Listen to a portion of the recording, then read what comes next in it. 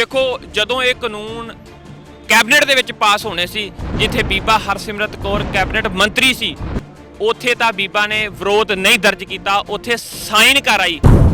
ਜਦੋਂ ਕੈਬਨਿਟ ਦੇ ਵਿੱਚ ਕਾਨੂੰਨ ਆਇਆ ਸੀ ਤੇ ਉਸ ਦਿਨ ਸਾਈਨ ਨਾ ਕਰਕੇ ਅਸਤੀਫਾ ਜਿਹੜਾ ਉੱਥੇ ਸੁੱਟ ਕੇ ਤਾਂ ਬਾਹਰ ਆ ਕੇ ਵਿਰੋਧ ਕਰਦੀ, ਫਿਰ ਐਨਡੀਏ ਦੇ ਨਾਲ ਨਾਤਾ ਤੋੜਦੇ ਤੇ ਅਸੀਂ ਕਹਿ ਸਕਦੇ ਸੀ ਕਿ ਸਵੇਰ ਦੇ ਭੁੱਲੇ ਸ਼ਾਮ ਨੂੰ ਘਰ ਆ ਗਏ ਆ। ਇਹਨਾਂ ਆਰਡੀਨੈਂਸਾਂ ਦੇ ਖਿਲਾਫ ਕਿਸਾਨਾਂ ਨੂੰ, ਪੰਜਾਬ ਵਾਸੀਆਂ ਨੂੰ ਜਾਗਰੂਕ ਕੀਤਾ ਕਿ ਇਹ ਸਾਡੇ ਡੈਥ ਵਾਰੰਟ ਨੇ, ਇਹ ਮੌਤ ਦੇ ਵਾਰੰਟ ਨੇ। ਅੱਜ ਕਿਸਾਨਾਂ ਦਾ, ਪੰਜਾਬੀਆਂ ਦਾ ਵਿਰੋਧ ਦਾ ਜਿਹੜਾ ਆ ਉਹ ਇਹਨਾਂ ਨੂੰ ਝੱਲਣਾ ਪਿਆ ਤੇ ਥੁੱਕ ਕੇ ਚੱਟਣਾ ਪਿਆ। ਕਿਸਾਨਾਂ ਦੇ ਵਿਰੋਧ ਕਰਕੇ ਜਿਹੜਾ ਆਰਡੀਨੈਂਸ ਉੱਥੋਂ ਐਨਡੀਏ ਤੋਂ ਨਾਤਾ ਤੋੜਿਆ, ਕੈਬਨਿਟ ਤੋਂ ਅਸਤੀਫਾ ਦਿੱਤਾ। ਜਦੋਂ ਕੈਬਨਿਟ 'ਚ ਪਾਸ ਹੋ ਗਏ, ਕਾਨੂੰਨ ਬਣ ਗਏ, ਉਸ ਤੋਂ ਬਾਅਦ ਜਿਹੜਾ ਆ ਐਨਡੀਏ ਤੇ ਕੈਬਨਿਟ 'ਚੋਂ ਜਿਹੜਾ ਅਸਤੀਫਾ ਦਿੱਤਾ ਉਹ ਇਸ ਕਰਕੇ ਨਹੀਂ ਦਿੱਤਾ ਕਿ ਇਹ ਇਹਨਾਂ ਆਰਡੀਨੈਂਸਾਂ ਦੇ ਵਿਰੋਧ 'ਚ ਆ। ਬੀਬਾ ਜੀ ਆ ਕੇ ਨੈਸ਼ਨਲ ਚੈਨਲ ਨੂੰ ਆਉਂਦੀ, ਜਿਸ ਦਿਨ ਅਸਤੀਫਾ ਦੇ ਕੇ ਆਂਦੀ ਆ, ਕਹਿੰਦੀ ਮੈਂ ਤਾਂ ਇਹਨਾਂ ਆਰਡੀਨੈਂਸ ਨੂੰ ਸਮਝਦੀ ਆ, ਮੈਂ ਨਹੀਂ ਇਹਨਾਂ ਦੇ ਵਿਰੋਧ 'ਚ, ਪਰ ਕਿਸਾਨ ਇਹਨਾਂ ਦੇ ਵਿਰੋਧ ਦੇ ਵਿੱਚ ਆ, ਮੈਂ ਵੋਟਾਂ ਕਿਸਾਨਾਂ ਕੋਲ ਲੈਣੀਆਂ, ਮੇਰੀ ਮਜਬੂਰੀ ਆ, ਮੈਨੂੰ ਅਸਤੀਫਾ ਦੇਣਾ ਪਊਗਾ। ਇਹ ਸ਼ਬਦ ਸੀ ਬੀਬਾ ਜੀ ਦੇ।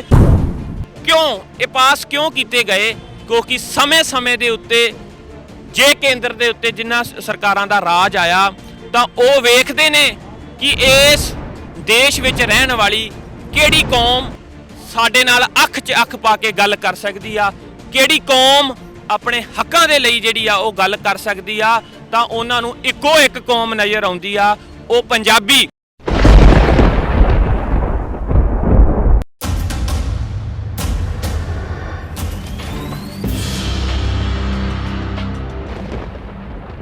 ਵਾਹਿਗੁਰੂ ਜੀ ਕਾ ਖਾਲਸਾ, ਵਾਹਿਗੁਰੂ ਜੀ ਕੀ ਫਤਿਹ। ਗੁਰਬਾਣੀ ਅਖੰਡ ਬਾਣੀ ਦੇਖ ਰਹੇ ਦੇਸ਼ ਵਿਦੇਸ਼ ਦੇ ਸਾਰੇ ਦਰਸ਼ਕਾਂ ਦਾ ਮੈਂ ਪ੍ਰੀਤ ਸੈਣੀ ਸਵਾਗਤ ਕਰਦਾ ਤੁਹਾਡੇ ਆਪਣੇ ਪਸੰਦੀਦਾ ਪ੍ਰੋਗਰਾਮ ਸਫਰੇ ਸਿੱਖ ਕਿਸਮ ਦੇ ਵਿੱਚ। ਅੱਜ ਅਸੀਂ ਸ਼ੰਭੂ ਮੋਰਚੇ ਤੇ ਖੜੇ ਹਾਂ ਤੇ ਜਗਜੋਤ ਸਿੰਘ ਜੀ ਖਾਲਸਾ ਲੋਕ ਇਨਸਾਫ ਪਾਰਟੀ ਤੋਂ ਸਾਡੇ ਨਾਲ ਨੇ, ਜੋ ਇਸ ਮੋਰਚੇ ਦੇ ਵਿੱਚ ਹਾਜ਼ਰੀ ਭਰਨ ਵਾਸਤੇ ਪਹੁੰਚੇ ਨੇ। ਸਿਮਰਜੀਤ ਸਿੰਘ ਬੈਂਸ ਹੋਣਾ ਦੇ ਨਾਲ ਉਹਨਾਂ ਨਾਲ ਗੱਲ ਕਰਦੇ ਹਾਂ ਕਿ ਆਖਿਰ ਜੋ ਸਿਆਸਤ ਚੱਲ ਰਹੀ ਹੈ ਇਹਨਾਂ ਆਰਡੀਨੈਂਸਿਸ ਨੂੰ ਲੈ ਕੇ, ਉਸ ਨੂੰ ਕਿੱਦਾਂ ਇਹ ਵੇਖਦੇ ਨੇ ਤੇ ਇਹ ਆਰਡੀਨੈਂਸ ਕਿੱਦਾਂ ਘਾਤਕ ਨੇ ਪੰਜਾਬ ਵਾਸਤੇ, ਪੰਜਾਬ ਦੀ ਜਵਾਨੀ ਵਾਸਤੇ, ਕਿਸਾਨੀ ਵਾਸਤੇ। ਵਾਹਿਗੁਰੂ ਜੀ ਕਾ ਖਾਲਸਾ, ਵਾਹਿਗੁਰੂ ਜੀ ਕਾ ਖਾਲਸਾ, ਵਾਹਿਗੁਰੂ ਜੀ ਕੀ ਫਤਿਹ। ਪੰਜਾਬ ਦਾ ਅੱਜ ਬੱਚਾ ਪੰਜਾਬ ਦਾ ਬਜ਼ੁਰਗ, ਨੌਜਵਾਨ, ਮਾਤਾ, ਹਰ ਉਹ ਭੈਣ ਇਸ ਕਾਨੂੰਨਾਂ ਦੇ ਚੋਂ ਜਿਹੜਾ ਜਾਗਰੂਕ ਹੋ ਚੁੱਕੇ ਨੇ, ਇਸ ਕਾਨੂੰਨਾਂ ਬਾਰੇ ਜਾਣ ਚੁੱਕੇ ਨੇ ਕਿ ਇਹ ਪੰਜਾਬ ਦੇ ਲਈ, ਪੰਜਾਬੀਆਂ ਦੇ ਲਈ ਡੈਥ ਵਾਰੰਟ ਨੇ। ਇਹ ਪੰਜਾਬ ਦੀ ਜਿਹੜੀ ਸਾਹ ਰੱਗ ਆ, ਕਿਸਾਨੀ ਆ, ਉਹਨੂੰ ਖਤਮ ਕਰਨ ਦੇ ਲਈ, ਜਿਸ ਤਰ੍ਹਾਂ ਇੱਕ ਇਨਸਾਨ ਦੀ ਸਾਹ ਰੱਗ ਵੱਢ ਦਿੱਤੀ ਜਾਵੇ ਤਾਂ ਉਹਦਾ ਸਰੀਰ ਜਿਹੜਾ ਆ ਉਹ ਖਤਮ ਹੋ ਜਾਂਦਾ, ਜੇ ਪੰਜਾਬ ਦੀ ਕਿਸਾਨੀ ਮਾਰ ਦਿੱਤੀ ਜਾਊਗੀ ਤਾਂ ਪੰਜਾਬ ਜਿਹੜਾ ਆ ਉਹ ਖਤਮ ਹੋ ਜਾਊਗਾ। ਇਸ ਕਾਲੇ ਕਾਨੂੰਨਾਂ ਨੂੰ ਪੰਜਾਬ ਦੀ ਧਰਤੀ ਦੇ ਉੱਤੇ ਇਹ ਅਣਖੀ, ਇਹ ਯੋਧੇ ਪੰਜਾਬੀ ਲੋਕ ਕਦੇ ਚਿੱਤ ਵੀ ਜਿਹੜਾ ਆ ਉਹ ਪਾਸ ਨਹੀਂ ਹੋਣ ਦੇਣਗੇ। ਸੋ ਇਹ ਕਾਨੂੰਨ ਬਹੁਤ ਮਾਰੂ ਨੇ। ਇਹਦੇ ਨਾਲ ਕਿਉਂ ਇਹ ਪਾਸ ਕਿਉਂ ਕੀਤੇ ਗਏ? ਕਿਉਂਕਿ ਸਮੇਂ ਦੇ ਉੱਤੇ ਜੇ ਕੇਂਦਰ ਦੇ ਉੱਤੇ ਜਿੰਨਾ ਸਰਕਾਰਾਂ ਦਾ ਰਾਜ ਆਇਆ ਤਾਂ ਉਹ ਵੇਖਦੇ ਨੇ ਕਿ ਇਸ ਦੇਸ਼ ਵਿੱਚ ਰਹਿਣ ਵਾਲੀ ਕਿਹੜੀ ਕੌਮ ਸਾਡੇ ਨਾਲ ਅੱਖ 'ਚ ਅੱਖ ਪਾ ਕੇ ਗੱਲ ਕਰ ਸਕਦੀ ਆ, ਕਿਹੜੀ ਕੌਮ ਆਪਣੇ ਹੱਕਾਂ ਦੇ ਲਈ ਜਿਹੜੀ ਆ ਉਹ ਗੱਲ ਕਰ ਸਕਦੀ ਆ, ਤਾਂ ਉਹਨਾਂ ਨੂੰ ਇੱਕੋ ਇੱਕ ਕੌਮ ਨਜ਼ਰ ਆਉਂਦੀ ਆ, ਉਹ ਪੰਜਾਬੀ। ਸੋ ਪੰਜਾਬੀ ਕੌਮ ਨੂੰ ਖਤਮ ਕਰਨ ਦੇ ਲਈ ਜਾਂ ਕਿਸੇ ਵੀ ਕੌਮ ਨੂੰ ਖਤਮ ਕਰਨ ਲਈ, ਦੇਸ਼ ਨੂੰ ਖਤਮ ਕਰਨ ਲਈ, ਸੂਬੇ ਨੂੰ ਖਤਮ ਕਰਨ ਲਈ, ਪਰਿਵਾਰ ਨੂੰ ਖਤਮ ਕਰਨ ਲਈ, ਉਹਦੀ ਆਰਥਿਕਤਾ, ਉਹਦੀ ਇਕਨੋਮੀ ਦੇ ਉੱਤੇ ਸੱਟ ਮਾਰਨੀ ਜਿਹੜੀ ਆ ਉਹ ਇੱਕ ਬਹੁਤ ਵੱਡਾ ਹਥਿਆਰ ਆ। ਸੋ ਕਿਸਾਨੀ ਪ੍ਰਧਾਨ ਸੂਬਾ, ਪੰਜਾਬੀਆਂ ਦਾ ਸੂਬਾ ਜਿਹੜਾ ਪੰਜਾਬ, ਇਹ ਕਿਸਾਨੀ ਪ੍ਰਧਾਨ ਆ। 70% ਲੋਕ ਇੱਥੇ ਕਿਸਾਨੀ ਕਰਦੇ ਨੇ। ਸੋ ਇੱਥੇ ਕਿਸਾਨੀ ਨੂੰ ਖਤਮ ਕਰਕੇ ਪੰਜਾਬੀਆਂ ਦੀ ਅਣਖ ਤੇ ਗੈਰਤ ਨੂੰ ਖਤਮ ਕਰਨ ਦੇ ਲਈ ਸਾਨੂੰ ਆਰਥਿਕਤਾ ਦੀ ਜਿਹੜੀ ਆ ਉਹ ਸੱਟ ਮਾਰੀ ਜਾ ਰਹੀ ਆ। ਪਰ ਅਸੀਂ ਮੋਦੀ ਸਰਕਾਰ ਨੂੰ ਇਹ ਬੇਨਤੀ ਰੂਪੀ ਚੇਤਾਵਨੀ ਦੇਣੀ ਚਾਹੁੰਦੇ ਆ ਕਿ ਪੰਜਾਬ ਦੇ ਗੈਰਤਮੰਦ ਲੋਕ, ਪੰਜਾਬ ਦੇ ਅਣਖੀ ਲੋਕ ਮਰਨਾ ਤੇ ਕਬੂਲ ਕਰ ਲੈਣਗੇ, ਪਰ ਇਹ ਪੰਜਾਬੀ ਕਦੇ ਚਿੱਤ ਵੀ ਜਿਹੜੇ ਤੁਹਾਡੇ ਇਹ ਗੰਦੇ ਕਾਨੂੰਨ, ਕਾਲੇ ਕਾਨੂੰਨ ਪੰਜਾਬ ਦੀ ਧਰਤੀ ਤੇ ਲਾਗੂ ਨਹੀਂ ਹੋਣ ਦੇਣਗੇ। ਆਉਣ ਵਾਲੇ ਵਾਰਸਾਂ ਦੇ ਲਈ ਇਹ ਫਾਂਸੀਆਂ ਦੇ ਫੰਦੇ ਕਦੇ ਨਹੀਂ ਜਿਹੜੇ ਲਾਗੂ ਕੀਤੇ ਜਾਣਗੇ। ਅਗਰ ਗੱਲ ਕੀਤੀ ਜਾਵੇ ਪੰਜਾਬ ਸਰਕਾਰ ਦੀ, ਜਾਂ ਫਿਰ ਅਗਰ ਗੱਲ ਕੀਤੀ ਜਾਵੇ ਬਾਦਲ ਦਲ ਦੀ, ਹਰਸਿਮਰਤ ਕੌਰ ਬਾਦਲ ਨੇ ਜਿੱਦਾਂ ਅਸਤੀਫਾ ਦਿੱਤਾ, ਜੋ ਢੋਂਗ ਕੀਤਾ ਗਿਆ, ਕਿਉਂਕਿ ਵਿਰੋਧ ਉਦੋਂ ਕਰਨਾ ਚਾਹੀਦਾ ਸੀ ਜਦੋਂ ਪਾਰਲੀਮੈਂਟ ਦੇ ਵਿੱਚ ਇਹ ਆਰਡੀਨੈਂਸ ਆਏ ਸੀ। ਉਸ ਤੋਂ ਬਾਅਦ ਜੋ ਸਵਾਂਗ ਰਚਿਆ ਗਿਆ, ਜੋ ਚੀਜ਼ਾਂ ਦਿਖਾਈਆਂ ਗਈਆਂ ਪਬਲਿਕ ਦੇ ਅੱਗੇ, ਜੋ ਰਾਜਨੀਤੀ ਕੀਤੀ ਗਈ, ਜਿੱਦਾਂ ਸਾਡੇ ਤਖਤਾਂ ਤੋਂ ਇੱਕ ਰੈਲੀ ਕੱਢੀ ਗਈ ਲੋਕਾਂ ਨੂੰ ਭਰਮਾਉਣ ਵਾਸਤੇ, ਜਿਸ ਦੇ ਵਿੱਚ ਪਤਾ ਨਹੀਂ ਕੌਣ ਪਹੁੰਚਿਆ ਸੀ, ਪਰ ਕਿਸਾਨਾਂ ਨੇ ਸਾਫ਼ ਤੌਰ ਤੇ ਮਨਾ ਕੀਤਾ ਕਿ ਅਸੀਂ ਤਾਂ ਨਹੀਂ ਸੀ, ਉਹਨਾਂ ਦੇ ਨਾਲ ਵਿਰੋਧ ਕੀਤਾ। ਇਸ ਘਟੀਆ ਰਾਜਨੀਤੀ ਨੂੰ ਤੁਸੀਂ ਕਿੱਦਾਂ ਦੇਖਦੇ ਹੋ? ਕਿਉਂਕਿ ਸਿਮਰਜੀਤ ਸਿੰਘ ਬੈਂਸ ਹੋਰੀ ਲਗਾਤਾਰ ਇਸ ਘਟੀਆ ਰਾਜਨੀਤੀ ਦਾ ਵਿਰੋਧ ਕਰਦੇ ਆਏ ਨੇ।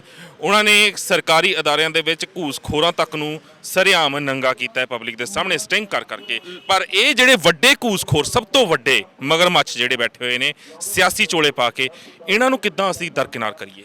ਦੇਖੋ, ਜਦੋਂ ਇਹ ਕਾਨੂੰਨ ਕੈਬਨਿਟ ਦੇ ਵਿੱਚ ਪਾਸ ਹੋਣੇ ਸੀ, ਜਿੱਥੇ ਬੀਬਾ ਹਰਸਿਮਰਤ ਕੌਰ ਕੈਬਨਿਟ ਮੰਤਰੀ ਸੀ, ਉੱਥੇ ਤਾਂ ਬੀਬਾ ਨੇ ਵਿਰੋਧ ਨਹੀਂ ਦਰਜ ਕੀਤਾ, ਉੱਥੇ ਸਾਈਨ ਕਰ ਆਈ। ਜਦੋਂ ਕੈਬਨਿਟ ਦੇ ਵਿੱਚ ਕਾਨੂੰਨ ਆਇਆ ਸੀ ਤੇ ਉਸ ਦਿਨ ਸਾਈਨ ਨਾ ਕਰਕੇ ਅਸਤੀਫਾ ਜਿਹੜਾ ਉੱਥੇ ਸੁੱਟ ਕੇ ਤਾਂ ਬਾਹਰ ਆ ਕੇ ਵਿਰੋਧ ਕਰਦੀ, ਫਿਰ ਐਨਡੀਏ ਦੇ ਨਾਲ ਨਾਤਾ ਤੋੜਦੇ ਤੇ ਅਸੀਂ ਕਹਿ ਸਕਦੇ ਸੀ ਕਿ ਸਵੇਰ ਦੇ ਭੁੱਲੇ ਸ਼ਾਮ ਨੂੰ ਘਰ ਆ ਗਏ ਆ। ਪਰ ਉਦੋਂ ਲੋਕ ਇਨਸਾਫ ਪਾਰਟੀ ਨੇ ਅੱਜ ਤੋਂ 4 ਮਹੀਨੇ ਪਹਿਲਾਂ ਅੰਮ੍ਰਿਤਸਰ ਦੀ ਧਰਤੀ ਤੋਂ 300 ਕਿਲੋਮੀਟਰ ਸਾਈਕਲ ਯਾਤਰਾ ਕੀਤੀ ਸੀ। ਸਾਈਕਲ ਯਾਤਰਾ ਕਰਕੇ ਇਹਨਾਂ ਆਰਡੀਨੈਂਸਾਂ ਦੇ ਖਿਲਾਫ ਕਿਸਾਨਾਂ ਨੂੰ, ਪੰਜਾਬ ਵਾਸੀਆਂ ਨੂੰ ਜਾਗਰੂਕ ਕੀਤਾ ਕਿ ਇਹ ਸਾਡੇ ਡੈਥ ਵਾਰੰਟ ਨੇ, ਇਹ ਮੌਤ ਦੇ ਵਾਰੰਟ ਨੇ, ਜਾਗਰੂਕ ਹੋ ਜਾਓ। ਜੋ ਅੱਜ ਲੋਕ ਜਾਗਰੂਕ ਹੋ ਗਏ ਨੇ, ਸਾਨੂੰ ਮਾਣ ਆ ਕਿ ਉਹ 300 ਕਿਲੋਮੀਟਰ ਯਾਤਰਾ ਦੇ ਤਹਿਤ ਜਿਹੜਾ ਇਹ ਸਾਰਾ ਮਸਲਾ ਲੋਕਾਂ ਦੀ ਕਚਹਿਰੀ ਦੇ ਵਿੱਚ ਆਇਆ। ਇਹ ਲੋਕ ਜਿਹੜੇ ਅੱਜ ਢੋਂਗ ਰਚ ਰਹੇ ਨੇ, ਜਿਹੜੇ ਰਾਜਨੀਤੀ ਕਰ ਰਹੇ ਨੇ, ਉਦੋਂ ਇਹ ਕਹਿ ਰਹੇ ਸੀ ਕਿ ਇੱਕ ਆਰਡੀਨੈਂਸ ਜਿਹੜੇ ਕਿਸਾਨਾਂ ਦੇ ਹੱਕ 'ਚ ਨੇ, ਇਹ ਕਿਸਾਨਾਂ ਨੂੰ ਅਮੀਰ ਕਰ ਦੇਣਗੇ, ਕਿਸਾਨਾਂ ਦੀਆਂ ਜਿਹੜੀਆਂ ਜ਼ਮੀਨਾਂ 'ਚ ਸੋਨਾ ਉਗਾ ਦੇਣਗੇ। ਇਹ ਜਿਹੜੇ ਸਿਆਸੀ ਲੋਕ ਤੁਰੇ ਫਿਰਦੇ ਆ, ਇਹ ਗੁੰਮਰਾਹ ਕਰ ਰਹੇ ਆ। ਅੱਜ ਕਿਸਾਨਾਂ ਦਾ, ਪੰਜਾਬੀਆਂ ਦਾ ਵਿਰੋਧ ਦਾ ਜਿਹੜਾ ਆ ਉਹ ਇਹਨਾਂ ਨੂੰ ਝੱਲਣਾ ਪਿਆ ਤੇ ਥੁੱਕ ਕੇ ਚੱਟਣਾ ਪਿਆ। ਕਿਸਾਨਾਂ ਦੇ ਵਿਰੋਧ ਕਰਕੇ ਜਿਹੜਾ ਆਰਡੀਨੈਂਸ ਉੱਥੋਂ ਐਨਡੀਏ ਤੋਂ ਨਾਤਾ ਤੋੜਿਆ, ਕੈਬਨਿਟ ਤੋਂ ਅਸਤੀਫਾ ਦਿੱਤਾ। ਜਦੋਂ ਕੈਬਨਿਟ 'ਚ ਪਾਸ ਹੋ ਗਏ, ਕਾਨੂੰਨ ਬਣ ਗਏ, ਉਸ ਤੋਂ ਬਾਅਦ ਜਿਹੜਾ ਆ ਐਨਡੀਏ ਤੇ ਕੈਬਨਿਟ 'ਚੋਂ ਜਿਹੜਾ ਅਸਤੀਫਾ ਦਿੱਤਾ, ਉਹ ਇਸ ਕਰਕੇ ਨਹੀਂ ਦਿੱਤਾ ਕਿ ਇਹ ਇਹਨਾਂ ਆਰਡੀਨੈਂਸਾਂ ਦੇ ਵਿਰੋਧ 'ਚ ਆ। ਬੀਬਾ ਜੀ ਆ ਕੇ ਨੈਸ਼ਨਲ ਚੈਨਲ ਨੂੰ ਆਉਂਦੀ, ਜਿਸ ਦਿਨ ਅਸਤੀਫਾ ਦੇ ਕੇ ਆਂਦੀ ਆ, ਕਹਿੰਦੀ ਮੈਂ ਤਾਂ ਇਹਨਾਂ ਆਰਡੀਨੈਂਸ ਨੂੰ ਸਮਝਦੀ ਆ, ਮੈਂ ਨਹੀਂ ਇਹਨਾਂ ਦੇ ਵਿਰੋਧ 'ਚ, ਪਰ ਕਿਸਾਨ ਇਹਨਾਂ ਦੇ ਵਿਰੋਧ ਦੇ ਵਿੱਚ ਆ, ਮੈਂ ਵੋਟਾਂ ਕਿਸਾਨਾਂ ਕੋਲ ਲੈਣੀਆਂ, ਮੇਰੀ ਮਜਬੂਰੀ ਆ, ਮੈਨੂੰ ਅਸਤੀਫਾ ਦੇਣਾ ਪਊਗਾ। ਇਹ ਸ਼ਬਦ ਸੀ ਬੀਬਾ ਜੀ ਦੇ ਜਿਹੜੇ ਨੈਸ਼ਨਲ ਚੈਨਲ ਦੇ ਉੱਤੇ। ਸੋ ਮੇਰੀ ਬੇਨਤੀ ਆ, ਜਿਨ੍ਹਾਂ ਕੌਮ ਦਾ ਘਾਣ ਕੀਤਾ, ਜਿਨ੍ਹਾਂ ਪੰਜਾਬ ਦੇ ਪਾਣੀ ਲਟਾਏ, ਜਿਨ੍ਹਾਂ ਪੰਜਾਬ ਦੇ ਸੂਬੇ ਦੇ ਅਧਿਕਾਰ ਲਟਾਏ, ਉਹਨਾਂ ਲੀਡਰਾਂ ਤੇ ਕਦੇ ਵਿਸ਼ਵਾਸ ਨਾ ਕਰਿਓ ਜਿਨ੍ਹਾਂ ਪੰਜਾਬ ਨੂੰ ਅੱਜ ਤੱਕ ਅੱਗ ਦੇ ਵਿੱਚ ਸੁੱਟਿਆ। ਜਦੇ ਮੈਂ ਗੱਲ ਕਰਾਂ 78 ਦੀ ਤੇ ਉਦੋਂ ਰਾਜ ਪ੍ਰਕਾਸ਼ ਸਿੰਘ ਬਾਦਲ ਦਾ, ਜੇ ਮੈਂ ਗੱਲ ਕਰਾਂ ਬਰਗਾੜੀ ਦੀ ਤਾਂ ਰਾਜ ਪ੍ਰਕਾਸ਼ ਸਿੰਘ ਬਾਦਲ ਦਾ, ਜੇ ਮੈਂ ਗੱਲ ਕਰਾਂ ਨਕੋਦਰ ਕਾਂਡ ਦੀ ਤੇ ਰਾਜ ਬਾਦਲ ਸਰਕਾਰ ਦਾ, ਜੇ ਮੈਂ ਗੱਲ ਕਰਾਂ ਲੁਧਿਆਣੇ ਦੇ ਵਿੱਚ ਸਿੰਘ ਸ਼ਹੀਦ ਹੁੰਦਾ ਸਾਨੇ ਉੱਥੇ ਰਾਜ ਉਸ ਟਾਈਮ ਬਾਦਲ ਦਾ। ਜੇ ਅੱਜ ਐਸਜੀਪੀਸੀ ਦੇ ਵਿੱਚ ਐਡਾ ਵੱਡਾ ਜਿਹੜਾ ਆ ਉਹ ਖੁਲਾਸੇ ਹੋ ਰਹੇ ਨੇ, ਮਾਰੇ ਦੇ ਸਰੂਪਾਂ ਦੇ ਜਿਹੜੇ ਲਾਪਤਾ ਹੋ ਰਹੇ ਨੇ, ਤਾਂ ਉਦੋਂ ਵੀ ਐਸਜੀਪੀਸੀ ਤੇ ਕਬਜ਼ਾ ਬਾਦਲ ਦਾ। ਆਪਣੇ ਆਪ ਨੂੰ ਪੰਥਕ ਸਰਕਾਰਾਂ ਖਵਾਉਣ ਵਾਲੇ, ਆਪਣੇ ਆਪ ਨੂੰ ਕੌਮੀ ਲੀਡਰ ਖਵਾਉਣ ਵਾਲੇ, ਮੈਂ ਅਰਦਾਸ ਕਰਦਾ ਗੁਰੂ ਮਹਾਰਾਜ ਦੇ ਚਰਨਾਂ 'ਚ ਕਦੇ ਵੀ ਕਿਸੇ ਕੌਮ ਨੂੰ ਐਸਾ ਗਦਾਰ ਲੀਡਰ ਜਿਹੜਾ ਆ ਨਾ ਬਖਸ਼ੀ। ਵਾਹਿਗੁਰੂ ਐਸਾ ਲੀਡਰ ਕਿਸੇ ਨੂੰ ਨਾ ਬਖਸ਼ੀ। ਐਸਾ ਲੀਡਰ ਕਿਸੇ ਨੂੰ ਨਾ ਬਖਸ਼ੀ। ਇਹ ਚੀਜ਼ ਅਸੀਂ ਅਕਸਰ ਬਹੁਤ ਜਾਣਿਆਂ ਨੂੰ ਕਹਿੰਦੇ ਸੁਣਿਆ, ਜਿਹਨਾਂ ਦੀਆਂ ਜ਼ਮੀਰਾਂ ਜਾਗਦੀਆਂ ਨੇ, ਜਿਹੜੇ ਸਮਝਦੇ ਨੇ ਇਸ ਚੀਜ਼ ਨੂੰ। ਬਾਦਲਾਂ ਦਾ ਹੁਣ ਚਿਹਰਾ ਬੇਨਕਾਬ ਹੋ ਗਿਆ ਤੇ ਕੁਝ ਕੀ ਹੈ ਨੇ ਹਜੇ ਵੀ ਜਿਨ੍ਹਾਂ ਨੇ ਮਲਾਈਆਂ ਖਾਧੀਆਂ ਨੇ ਉਹਨਾਂ ਨਾਲ ਰਹਿ ਕੇ ਰਾਜ ਭਾਗ ਦੇ ਦੌਰਾਨ, ਚਾਹੇ ਪੰਚ ਹੋਣ, ਸਰਪੰਚ ਹੋਣ, ਮੰਤਰੀ ਹੋਣ, ਸੰਤਰੀ ਹੋਣ, ਸਿਰਫ ਉਹ ਸਾਥ ਦੇ ਰਹੇ ਨੇ। ਪੰਜਾਬ ਦੀ ਆਵਾਮ ਜਾਗ ਗਈ ਹੈ ਹੁਣ ਕੀ ਹੋ ਰਿਹਾ ਹੈ। ਪਰ ਦੂਸਰੇ ਪਾਸੇ ਅਗਰ ਅੱਜ ਅਸੀਂ ਕੈਪਟਨ ਸਾਹਿਬ ਦੀ ਗੱਲ ਕਰੀਏ ਤਾਂ ਕੈਪਟਨ ਸਾਹਿਬ 2 ਦਿਨ ਪਹਿਲਾਂ ਜਦੋਂ ਲਾਈਵ ਹੋਏ ਨੇ ਤਾਂ ਉਹ ਇਹ ਰੋਣਾ ਰੋ ਰਹੇ ਸੀ ਕਿ ਪੰਜਾਬ ਦੇ ਕੋਲ ਹੁਣ ਕੋਲਾ ਖਤਮ ਹੋ ਗਿਆ ਹੈ।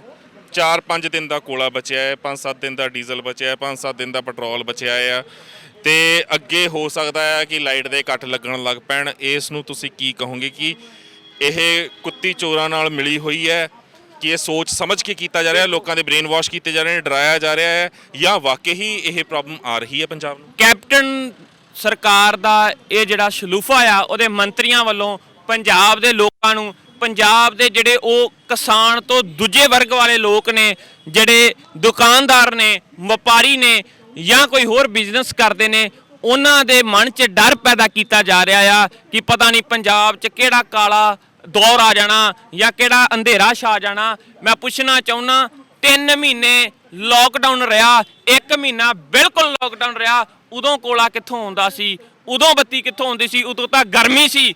ਅੱਜ ਤਾਂ ਫਿਰ ਸਿਆਲ ਆ ਗਿਆ, ਬੱਤੀ ਦੀ ਖਪਤ ਜਿਹੜੀ ਆ ਉਹ ਘਟ ਗਈ ਆ। ਸੋ ਅੱਜ ਇਹ ਜਿਹੜੇ ਲੋਕ ਕਿਸਾਨੀ ਦੇ ਹਮਾਇਤੀ ਬਣ ਰਹੇ ਆ ਨਾ, ਮੈਂ ਦੱਸਣਾ ਚਾਹੁੰਦਾ, ਹੁਣੇ ਮੈਂ ਦੱਸ ਕੇ ਹਟਿਆ ਬੀਬਾ ਹਰਸਿਮਰਤ ਤੇ ਅਕਾਲੀ ਦਲ ਦਾ ਕਿਰਦਾਰ, ਇਹ ਅੱਜ ਜੋ ਪੰਜਾਬ ਦੇ ਵਾਰਸ ਬਣਦੇ ਨੇ, ਕਿਸਾਨ ਦੇ ਹਤੈਸ਼ੀ ਬਣਦੇ ਨੇ ਕਾਂਗਰਸੀ। ਜਿਸ ਦਿਨ ਅਸੀਂ ਸਾਈਕਲ ਯਾਤਰਾ ਕੀਤੀ ਸੀ ਸਾਡੇ ਤੇ 5 ਪਰਚੇ ਕੀਤੇ ਸੀ ਕਿ ਇਹ ਵੀ ਲੋਕਾਂ ਨੂੰ ਗੁੰਮਰਾਹ ਕਰਦੇ ਨੇ। ਪਹਿਲਾ ਸਾਡੇ ਤੇ ਹੋਇਆ ਜਲੰਧਰ, ਦੂਜਾ ਹੋਇਆ ਫਗਵਾੜੇ, ਤੀਜਾ ਹੋਇਆ ਬੰਗੇ, ਨਵਾਂ ਸ਼ਹਿਰ ਤੇ ਮੁਹਾਲੀ।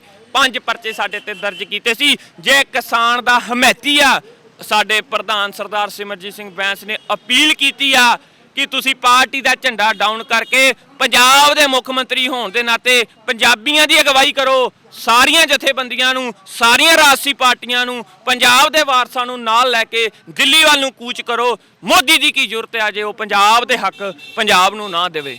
ਅਗਰ 70-80 ਦੇ ਹੱਕ ਦੀ ਗੱਲ ਕੀਤੀ ਜਾਵੇ ਤਾਂ ਸੰਤ ਜਰਨੈਲ ਸਿੰਘ ਜੀ ਭਿੰਡਰਾਂ ਵਾਲਿਆਂ ਨੇ ਵੀ ਇਹੀ ਮੰਗ ਚੱਕੀ ਸੀ ਆਨੰਦਪੁਰ ਦੇ ਮਤੇ ਦੇ ਵਿੱਚ, ਜੋ ਅੱਜ ਪੰਜਾਬ ਦਾ ਬੱਚਾ ਮੰਗ ਕਰ ਰਿਹਾ ਹੈ, ਨੌਜਵਾਨ ਮੰਗ ਕਰ ਰਿਹਾ ਹੈ ਖੁਦ ਮੁਖਤਿਆਰੀ ਦੀ। ਤੇ ਦੂਸਰੇ ਪਾਸੇ ਅਗਰ ਗੱਲ ਕੀਤੀ ਜਾਵੇ ਸਿਆਸਤਦਾਨਾਂ ਦੀ, ਤੇ ਉਦੋਂ ਵੀ ਕੋਝੀਆਂ ਸਿਆਸਤ ਚੱਲ ਰਹੀ ਸੀ, ਅੱਜ ਵੀ ਕੋਝੀ ਸਿਆਸਤ ਚੱਲ ਰਹੀ ਹੈ। ਪਰ 2022 ਦੀਆਂ ਚੋਣਾਂ ਹੁਣ ਸਿਰ ਤੇ ਨੇ, ਉਸ ਨੂੰ ਤੁਸੀਂ ਕਿੱਦਾਂ ਵੇਖ ਰਹੇ ਹੋ? ਆਮ ਮੋਰਚੇ ਉਹਨਾਂ ਚੋਣਾਂ ਦੇ ਵਿੱਚ ਕੀ ਅਸਰ ਪਾਉਣਗੇ ਜਿਹੜੇ ਪੰਜਾਬ ਦੀ ਹੋਂਦ ਬਚਾਉਣ ਲੱਗੇ ਨੇ? ਇਹ ਨੌਜਵਾਨ ਦੀਪ ਸਿੱਧੂ ਵਰਗੇ ਜਾਂ ਲੱਖਾ ਸਿਧਾਣਾ ਵਰਗੇ ਜਾਂ ਸਿਮਰਨਜੀਤ ਕੌਰ ਗਿੱਲ ਐਡਵੋਕੇਟ ਵਰਗੇ ਜੋ ਨੌਜਵਾਨ ਅੱਗੇ ਆ ਰਹੇ ਨੇ, ਮੋਢੀ ਬਣ ਰਹੇ ਨੇ, ਨੌਜਵਾਨੀ ਨੂੰ ਇਕੱਠਾ ਕਰ ਰਹੇ ਨੇ, ਮਰੀਆਂ ਜ਼ਮੀਰਾਂ ਜਗਾ ਰਹੇ ਨੇ, ਇੱਕ ਹਲੂਣਾ ਦੇ ਰਹੇ ਨੇ ਕੌਮ ਨੂੰ, ਉਹਨਾਂ ਨੂੰ ਕਿੱਦਾਂ ਦੇਖਦੇ ਹੋ ਕਿ ਆਉਣ ਵਾਲੀਆਂ ਚੋਣਾਂ ਦੇ ਵਿੱਚ ਕੀ ਮਾਪਦੰਡ ਤੁਹਾਨੂੰ ਲੱਗਦੇ ਨੇ? ਦੇਖੋ, ਪੰਜਾਬ ਨੇ ਅੱਜ ਤੱਕ ਜਦੋਂ ਵੀ ਇਹ ਦੇਸ਼ ਨੂੰ ਲੋੜ ਪਈ, ਚਾਹੇ ਉਹ ਸਰਹੱਦਾਂ ਤੇ ਪਈ, ਚਾਹੇ ਅਨਾਜ ਦੇ ਰੂਪ 'ਚ ਪਈ ਜਾਂ ਕਿਸੇ ਹੋਰ ਪ੍ਰਕਾਰ ਦੇ ਰੂਪ 'ਚ ਪਈ, ਪੰਜਾਬੀਆਂ ਨੇ, ਸਿੱਖਾਂ ਨੇ ਇਸ ਦੇਸ਼ ਦੇ ਨਾਲ ਵਫਾਦਾਰੀ ਕਰਕੇ, ਆਪਣੇ ਗੁਰੂ ਸਾਹਿਬ ਦੇ ਸਿਧਾਂਤ ਨੂੰ ਲਾਗੂ ਕਰਕੇ ਔਰ ਫਰਾਕ ਦਿਲੀ ਦੇ ਨਾਲ ਆਪਣੀਆਂ ਕੁਰਬਾਨੀਆਂ, ਆਪਣੀਆਂ ਜਾਨਾਂ ਨਿਸ਼ਾਵਰ ਕੀਤੀਆਂ, ਹਰ ਪ੍ਰਕਾਰ ਦਾ ਤਿਆਗ ਕੀਤਾ। ਪਰ ਜਦੋਂ ਵੀ ਪੰਜਾਬ ਸੂਬੇ ਦੇ ਲਈ, ਪੰਜਾਬੀਆਂ ਦੇ ਲਈ ਹੱਕਾਂ ਦੀ ਗੱਲ ਆਈ, ਪੰਜਾਬ ਨੇ ਆਪਣੇ ਹੱਕ ਮੰਗੇ, ਪੰਜਾਬੀਆਂ ਨੇ ਆਪਣੇ ਹੱਕ ਮੰਗੇ, ਤਾਂ ਇਸ ਦਿੱਲੀ ਦੀ ਸਰਕਾਰ ਨੇ, ਚਾਹੇ ਉਹ ਕਿਸੇ ਦੀ ਵੀ ਰਹੀ, ਦਿੱਲੀ ਹਕੂਮਤ ਨੇ, ਦਿੱਲੀ ਦਰਬਾਰ ਨੇ ਪੰਜਾਬੀਆਂ ਦੇ ਨਾਲ ਧਰੋਹ ਕਮਾਇਆ। ਸੋ ਮੈਂ ਸਨਿਮਰ ਬੇਨਤੀ ਕਰਦਾ ਇਹਨਾਂ ਸਾਰੇ ਪੰਜਾਬ ਵਾਸੀਆਂ ਨੂੰ, ਨੌਜਵਾਨਾਂ ਨੂੰ, ਕਿ ਜਿਹੜੇ ਸਾਡੇ ਰਵਾਇਤੀ ਲੀਡਰ ਨੇ, ਜਿਹੜੇ ਟੱਬਰ ਤੋਂ ਇਹ ਆਉਂਦੇ ਨੇ, ਪਹਿਲਾਂ ਦਾਦਾ ਸੀ, ਫਿਰ ਪੁੱਤ ਸੀ, ਹੁਣ ਪੋਤਰੇ ਹੋ ਗਏ, ਤੇ ਸਾਡੇ ਬਜ਼ੁਰਗ ਜਿਹੜੇ ਲੋਕ ਕੁਝ ਚੰਨ ਛਿੱਲੜਾਂ ਦੀ ਖਾਤਰ ਇਹਨਾਂ ਦੀ ਜਿਹੜੀਆਂ ਚੌਂਕੀਆਂ ਭਰਦੇ ਨੇ, ਇਹਨਾਂ ਦੇ ਘਰਾਂ ਦੇ ਮੂਹਰੇ ਬਹਿੰਦੇ ਨੇ, ਇਹਨਾਂ ਦੇ ਗੋਡੀ ਹੱਥ ਲਾਉਂਦੇ ਨੇ, ਆਪਣੀ ਤੋਂ ਅੱਧੀ ਉਮਰ ਵਾਲੇ ਲੀਡਰਾਂ ਦੇ ਵੀ ਗੋਡੀ ਹੱਥ ਲਾਉਂਦੇ ਮੈਂ ਵੇਖੇ ਆ। ਸੋ ਮੈਂ ਉਹਨਾਂ ਨੂੰ ਕਹਿਣਾ ਚਾਹੁੰਦਾ ਆ ਕਿ ਤੁਸੀਂ ਵੀ ਆਪਣੀ ਜ਼ਮੀਰ ਨੂੰ ਜਗਾਓ, ਤੇ ਨਾਲ ਦੇ ਨਾਲ ਨੌਜਵਾਨ ਪੀੜ੍ਹੀ ਨੂੰ ਕਹਿਣਾ ਚਾਹੁੰਦਾ ਆ ਤੁਸੀਂ ਰਾਜਨੀਤੀ ਦੇ ਵਿੱਚ ਇੰਟਰਸਟ ਲਓ, ਤੁਸੀਂ ਆਪਣੇ ਹੱਕਾਂ ਦੀ ਖਾਤਰ ਜਾਗਰੂਕ ਹੋ, ਤੁਸੀਂ ਆਪਣੇ ਚੰਗੇ ਭਲੇ ਲਈ, ਬੁਰੇ ਲਈ ਜਿਹੜਾ ਆ ਉਹ ਵਿਚਾਰ ਕਰੋ, ਤਾਂ ਜੋ ਇਹ ਜਿਹੜੇ ਸਾਡੇ ਰਵਾਇਤੀ ਟੱਬਰ ਨੇ, ਜਿਹੜੀਆਂ ਰਵਾਇਤੀ ਪਾਰਟੀਆਂ ਨੇ, ਇਹਨਾਂ ਨੂੰ ਤਲਾਂਜਲੀ ਦੇ ਕੇ ਪੰਜਾਬ ਨੂੰ ਇੱਕ ਚੰਗੀ ਲੀਡਰਸ਼ਿਪ, ਪੰਜਾਬ ਨੂੰ ਇੱਕ ਚੰਗੇ ਆਗੂ ਜਿਹੜੇ ਪੰਜਾਬ ਦੇ ਹੱਕਾਂ ਦੀ ਗੱਲ ਕਰਨ, ਨਾ ਕਿ ਆਪਣੇ ਪਰਿਵਾਰਾਂ ਦੀ ਗੱਲ ਕਰਨ, ਨਾ ਕਿ ਨਿੱਜ ਦੀ ਗੱਲ ਕਰਨ, ਨਾ ਕਿ ਆਪਣੀ ਜਗੀਰਾਂ ਦੀ ਖਾਤਰ ਪੰਜਾਬ ਦੇ ਅਧਿਕਾਰ ਵੇਚ ਆਉਣ, ਪੰਜਾਬ ਦੇ ਹੱਕ ਵੇਚ ਆਉਣ, ਜਿਹੜੇ ਪੰਜਾਬ ਦੀ ਖਾਤਰ ਆਪਣੇ ਆਪ ਨੂੰ ਨਿਸ਼ਾਵਰ ਕਰ ਦੇਣ, ਜਿਹੜੇ ਆਪਣੇ ਹੱਕਾਂ ਦੀ ਖਾਤਰ ਆਪਣੀ ਜਾਨ, ਤਿਆਗ ਭਾਵਨਾ ਜਿਹੜੀ ਉਹਨਾਂ ਦੇ ਅੰਦਰ ਹੋਵੇ, ਐਸੇ ਲੀਡਰ ਕੌਮ ਨੂੰ ਪੈਦਾ ਕਰਨੇ ਚਾਹੀਦੇ। ਬਿਲਕੁਲ, ਅੰਤ ਦੇ ਵਿੱਚ ਇੱਕ ਸਵਾਲ ਜ਼ਰੂਰ ਪੁੱਛਣਾ ਚਾਹਾਂਗਾ, ਜੋ ਨਵਜੋਤ ਸਿੰਘ ਸਿੱਧੂ ਦੇ ਨਾਲ ਜੁੜਿਆ ਹੋਇਆ ਹੈ, ਜੋ ਕੁਝ ਰੰਧਾਵਾ ਦੇ ਨਾਲ ਮੰਚ ਉੱਤੇ, ਕਾਂਗਰਸ ਦੇ ਮੰਚ ਉੱਤੇ ਉਹਨਾਂ ਨੇ ਕੀਤਾ, ਜਿੱਦਾਂ ਜਵਾਬ ਦਿੱਤਾ, ਉਹ ਰੁੱਖ ਵੇਖ ਕੇ ਤੁਹਾਨੂੰ ਕੀ ਲੱਗਦਾ ਹੈ ਕਿ ਨਵਜੋਤ ਸਿੰਘ ਸਿੱਧੂ ਦਾ ਮਾਈਂਡਸੈਟ ਹੁਣ ਕਿਹੜੇ ਪਾਸੇ ਨੂੰ ਚੱਲ ਰਿਹਾ ਹੈ? ਕਿਉਂਕਿ ਹਾਈ ਕਮਾਂਡ ਤੋਂ ਤਾਂ ਆਸ਼ੀਰਵਾਦ ਲੱਗਦਾ ਹੈ, ਜਿਸ ਕਰਕੇ ਉਹ ਪਹੁੰਚੇ ਨੇ, ਉਹਨਾਂ ਨੂੰ ਮਨਾਉਣ ਦੇ ਕਿਆਸ ਕੀਤੇ ਜਾ ਰਹੇ ਨੇ, ਪਰ ਆਗਾਮੀ ਚੋਣਾਂ ਦੇ ਵਿੱਚ ਨਵਜੋਤ ਸਿੰਘ ਸਿੱਧੂ ਨੂੰ ਕਿੱਥੇ ਤੁਸੀਂ ਦੇਖਦੇ? ਮੈਂ ਨਵਜੋਤ ਸਿੰਘ ਸਿੱਧੂ ਬਹੁਤ ਵੱਡਾ ਇੱਕ ਚਿਹਰਾ ਆ, ਜੇ ਉਹ ਪੰਜਾਬ ਦੀ ਧਰਤੀ ਤੇ ਬੋਲਦਾ ਲੋਕ ਸੁਣਦੇ ਨੇ, ਜੇ ਉਹ ਪਾਕਿਸਤਾਨ ਦੀ ਧਰਤੀ ਤੇ ਬੋਲਦਾ ਉਹ ਸੁਣਦੇ ਨੇ, ਜੇ ਕੋਈ ਉੜੀਸਾ ਦੀ ਧਰਤੀ ਤੇ ਜਾ ਕੇ ਬੋਲਦਾ ਉਹ ਸੁਣਦੇ ਨੇ, ਜੇ ਕੋਈ ਬੰਬੇ ਦੀ ਧਰਤੀ ਤੇ ਜਾ ਕੇ ਬੋਲਦਾ ਤਾਂ ਲੋਕ ਉਹਨੂੰ ਸੁਣਦੇ ਨੇ। ਪਰ ਮੈਂ ਗੱਲ ਕਰੂੰਗਾ ਕਿ ਪੰਜਾਬ ਦਾ ਅਜੇ ਤੱਕ ਜੋ ਇਤਿਹਾਸ ਆ, ਦਿੱਲੀ ਤਖਤ ਨੇ, ਦਿੱਲੀ ਤੋਂ ਚੱਲਣ ਵਾਲੀਆਂ ਪਾਰਟੀਆਂ ਨੇ ਕਦੇ ਵੀ ਚੰਗਾ ਨਹੀਂ ਚਾਹਿਆ। ਨਵਜੋਤ ਸਿੰਘ ਸਿੱਧੂ ਜੀ, ਤੁਸੀਂ ਪੰਜਾਬ ਦਾ ਪਾਣੀ ਪੀਤਾ, ਤੁਸੀਂ ਪੰਜਾਬ ਦੇ ਪੁੱਤ ਹੋ, ਔਰ ਹਰ ਇੰਟਰਵਿਊ ਦੇ ਵਿੱਚ ਤੁਸੀਂ ਆਪਣੀ ਹਿੱਕ ਦੇ ਥਾਪੜਾਈ ਕਰਕੇ ਥਾਪੜ ਕੇ ਤੁਸੀਂ ਆਪਣੀ ਹਿੱਕ ਕਹਿੰਦੇ ਜੇ ਕਿ ਮੈਂ ਪੰਜਾਬ ਦਾ, ਮੈਂ ਪੰਜਾਬੀਆਂ ਦਾ, ਮੈਂ ਪੰਜਾਬ ਨੂੰ ਨਹੀਂ ਛੱਡੂੰਗਾ। ਤੇ ਪੰਜਾਬ ਦੀ ਇੱਕ ਪਾਰਟੀ ਦੇ ਵਿੱਚ, ਖੇਤਰੀ ਪਾਰਟੀ ਦੇ ਵਿੱਚ ਆਪਣਾ ਪਿੜ ਬੰਨੋ। ਪੰਜਾਬ ਦੇ ਲੋਕ ਤੁਹਾਨੂੰ ਉਡੀਕ ਰਹੇ ਨੇ। ਕਮਰਿਆਂ ਦੇ ਵਿੱਚ ਰਹਿ ਕੇ ਜਿਹੜੇ ਆ ਇਨਕਲਾਬ ਸੰਘਰਸ਼ ਨਹੀਂ ਹੋ ਲੜੇ ਜਾਂਦੇ। ਪੰਜਾਬ ਦੀ ਧਰਤੀ ਤੇ ਸੜਕਾਂ ਤੇ ਮੋਰਚੇ ਲਾਉਣੇ ਪੈਂਦੇ ਆ ਇਹ ਜ਼ੁਲਮ ਦੇ ਨਾਲ ਟੱਕਰ ਲੈਣ ਲਈ। ਇਹ ਲੋਕ ਜਿਹੜੇ ਸੱਤਾਧਾਰੀ ਬੈਠੇ ਆ, ਜੇ ਇਹਨਾਂ ਨੂੰ ਹਰਾਉਣਾ ਤਾਂ ਲੋਕਾਂ ਦੇ ਵਿੱਚ ਆਉਣਾ ਪਊਗਾ। ਡਰਾਇੰਗ ਰੂਮਾਂ ਦੇ ਵਿੱਚ ਬੈਠ ਕੇ ਡਰਾਇੰਗਾਂ ਨਹੀਂ ਉਹ ਬਣਨੀਆਂ। ਇਸ ਕਰਕੇ ਮੇਰੀ ਦੋਵੇਂ ਹੱਥ ਜੋੜ ਕੇ ਬੇਨਤੀ ਆ, ਉਹਨਾਂ ਨੂੰ ਕਹੂੰਗਾ ਮੈਦਾਨ ਦੇ ਵਿੱਚ ਨਿਤਰੋ, ਪੰਜਾਬੀ ਤੁਹਾਡਾ ਜਿਹੜਾ ਉਹ ਸਾਥ ਦੇਣਗੇ। ਵਾਹਿਗੁਰੂ ਜੀ ਕਾ ਖਾਲਸਾ, ਵਾਹਿਗੁਰੂ ਜੀ ਕੀ ਫਤਿਹ। ਅੰਤ ਦੇ ਵਿੱਚ ਇੱਕ ਹੀ ਗੱਲ ਕਹਿਣਾ ਚਾਹਾਂਗਾ ਕਿ ਜੋ ਕੁਝ ਵੀ ਵੀਰ ਨੇ ਕਿਹਾ ਉਹ ਗੱਲਾਂ ਇੱਕ ਗੱਲ ਆਪਣੀ ਥਾਂ ਤੇ ਬਿਲਕੁਲ ਸਟੀਕ ਤੇ ਬਿਲਕੁਲ ਸਹੀ ਹੈ। ਪਰ ਸਿਆਸੀ ਧਿਰਾਂ ਹਮੇਸ਼ਾ, ਖਾਸ ਕਰਕੇ ਰਵਾਇਤੀ ਪਾਰਟੀਆਂ, ਅਕਾਲੀ ਦਲ ਬਾਦਲ ਦੀ ਗੱਲ ਕੀਤੀ ਜਾਵੇ ਜਾਂ ਕਾਂਗਰਸ ਦੀ ਗੱਲ ਕੀਤੀ ਜਾਵੇ, ਹਮੇਸ਼ਾ ਕੋਝੀ ਸਿਆਸਤ ਕਰਦੀਆਂ ਆਈਆਂ ਨੇ ਤੇ ਉਹ ਕੋਝੀ ਸਿਆਸਤ ਦੇ ਵਿੱਚ ਪੰਜਾਬ ਦੀ ਆਵਾਮ ਹਮੇਸ਼ਾ ਧੋਖਾ ਖਾਂਦੀ ਆਈ ਹੈ। ਵੋਟਾਂ ਪਾ ਕੇ ਬਾਅਦ ਦੇ ਵਿੱਚ ਖੁਦ ਨੂੰ ਠੱਗਿਆ ਮਹਿਸੂਸ ਕਰਦੀ ਆਈ ਹੈ। ਇਸ ਲਈ ਆਗਾਮੀ ਚੋਣਾਂ ਦੇ ਵਿੱਚ ਆਪਣੀ ਵੋਟ ਭੁਗਤਾਨ ਤੋਂ ਪਹਿਲਾਂ ਇੱਕ ਵਾਰ ਜ਼ਰੂਰ ਧਿਆਨ ਮਾਰ ਲੈਣਾ ਕਿ ਕਿਤੇ ਤੁਸੀਂ ਦਹਾਕਿਆਂ ਤੋਂ ਦੁਹਰਾਈ ਜਾ ਰਹੀ ਗਲਤੀ ਤਾਂ ਮੁੜ ਕੇ ਨਹੀਂ ਦੁਹਰਾ ਰਹੇ। ਜਿੱਥੇ ਤੱਕ ਰਹੀ ਮੋਰਚਿਆਂ ਦੀ ਗੱਲ, ਦਿੱਲੀ ਲੱਖ ਜ਼ੋਰ ਲਾ ਲਗੇ। ਇਸ ਵਾਰ ਪੰਜਾਬ ਦੀ ਨੌਜਵਾਨੀ, ਜਿਸ ਨੂੰ ਇਹ ਨਸ਼ੇੜੀ ਕਹਿੰਦੇ ਸੀ, ਉਹ ਦਿੱਲੀ ਦੇ ਗੋਡੇ ਲਗਵਾ ਕੇ ਰਹਿਣਗੇ, ਕਿਉਂਕਿ ਸਿੱਖ ਕੌਮ ਉਹ ਕੌਮ ਹੈ ਜਿਸ ਦਾ ਆਪਣਾ ਰਾਜ ਭਾਗ ਸੀ। ਅਗਰ ਅਸੀਂ ਆਪਣਾ ਰਾਜ ਭਾਗ ਛੱਡਿਆ ਸੀ ਤਾਂ ਉਹ ਆਪਣੀ ਮਰਜ਼ੀ ਨਾਲ ਛੱਡਿਆ ਸੀ, ਤੇ ਜੇਕਰ ਆਪਣੀ ਮਰਜ਼ੀ ਜ਼ਬਰਦਸਤੀ ਦਿੱਲੀ ਸਿੱਖ ਕੌਮ ਤੇ ਥੋਪੇਗੀ, ਪੰਜਾਬੀ ਬੋਲਦੇ ਇਲਾਕਿਆਂ ਤੇ ਥੋਪੇਗੀ, ਤਾਂ ਵਿਦਰੋਹ ਕਰਦਿਆਂ ਸਾਨੂੰ ਦੇਰ ਵੀ ਨਹੀਂ ਲੱਗਣੀ। ਫਿਰ ਉਸ ਦੀ ਜ਼ਿੰਮੇਵਾਰ ਦਿੱਲੀ ਆਪ ਹੋਏਗੀ। ਵਿਚਾਰ ਚੰਗੇ ਲੱਗੇ ਹੁਣ ਵੀਡੀਓ ਲਾਈਕ ਤੇ ਸ਼ੇਅਰ ਜ਼ਰੂਰ ਕਰਨਾ। ਬਾਕੀ ਆਪਣੀਆਂ ਭਾਵਨਾਵਾਂ ਨੀਚੇ ਕਮੈਂਟਸ ਦੇ ਵਿੱਚ ਤੁਸੀਂ ਵਿਅਕਤ ਕਰ ਸਕਦੇ ਹੋ। ਵਾਹਿਗੁਰੂ ਜੀ ਕਾ ਖਾਲਸਾ, ਵਾਹਿਗੁਰੂ ਜੀ ਕੀ ਫਤਿਹ।